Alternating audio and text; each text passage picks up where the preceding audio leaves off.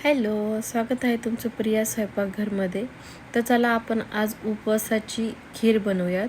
तर उपवासाची खीर बनवण्यासाठी लागणारं साहित्य आहे. ह्या ठिकाणी मी एक मोठी वाटी भरून पाणी घेतलेलं आहे. त्यानंतर मी साबुदाणा घेतलेला आहे भिजवलेला. मी ह्या ठिकाणी 4 ते 5 तास भिजवलेला साबुदाणा घेतला आहे.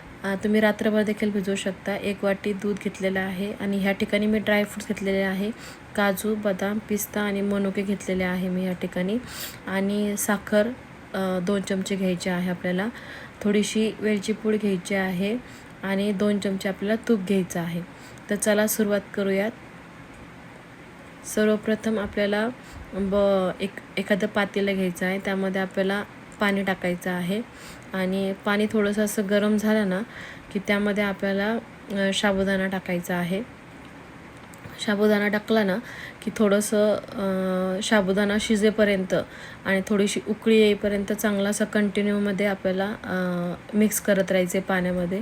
कंटिन्यू तुम्ही साबुदाण्याला एकत्र करून हलवा, कारण की तो खाली चिटकतो. त्यानंतर थोडंसं असं मीडियममध्ये झालं की त्यामध्ये आपण तूप टाकूयात. तूप टाकल्याच्या नंतरनं देखील आपल्याला परत पुन्हा एकदा एकत्र करायचं आहे सगळं. अशा प्रकारे तुम्ही एकत्र करा आणि मिक्स करत करत अशा प्रकारे उकळी आली ना त्यानंतरनं तुम्ही चेक करा. मस्त चांगला असा साबुदाणा आपला पाण्यामध्ये शिजला पाहिजे. तर तुम्ही अशा प्रकारे कंटिन्यू हलवत राहा. जर असं तुम्ही हलवलं नाहीत तर आपला साबुदाणा हा खाली चिटकेला ना आपल्याला समजणार पण नाही. तर तुम्ही कंटिन्यूमध्ये असं मिक्स करत राहा सगळ्या गोष्टी. त्यानंतर आपल्याला दूध टाकायचं आहे. दूध टाकल्याच्या नंतर देखील आपल्याला सगळं एकत्र करून घ्यायचं आहे. पळीने तुम्ही एकदम कंटिन्यू अशा हलवत राहा. त्यानंतर आपल्याला वेलची पूड टाकायची आहे. वेलची पूड टाकल्याच्या नंतर देखील सगळं मिक्स करून घ्या. छान अशा प्रकारे ढवळून घ्या एकदम. ह्या ठिकाणी तुम्ही बघू शकता पूर्ण मिक्स करून घ्या. मिक्स केल्याच्या नंतरनं ह्या ठिकाणी बघा तुम्ही मी ह्या ठिकाणी ड्रायफ्रूट्स टाकलेले आहेत.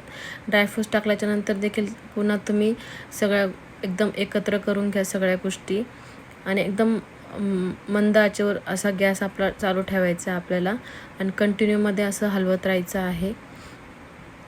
हे बघा अशा प्रकारे उकळी आले पाहिजे आणि गॅसची फ्लेम तुम्ही लो किंवा मिडियमच ठेवा. फुल ठेवलं तर तुम्ही ते सगळं खाली चिटकून जाईल. आणि त्यानंतर आपल्याला साखर टाकायची आहे.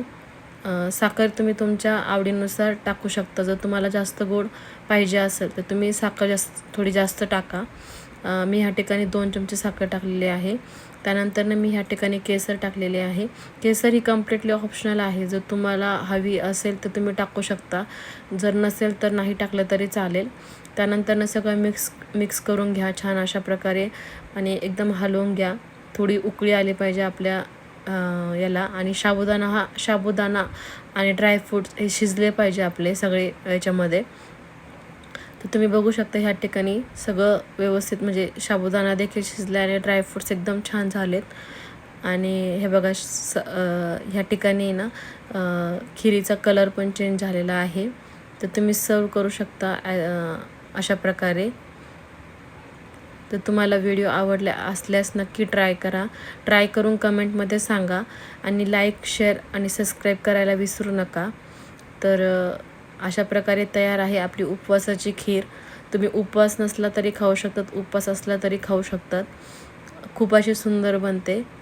तर ट्राय करा, नक्की कमेंट करा आणि थँक्यू फॉर वॉचिंग. बाय.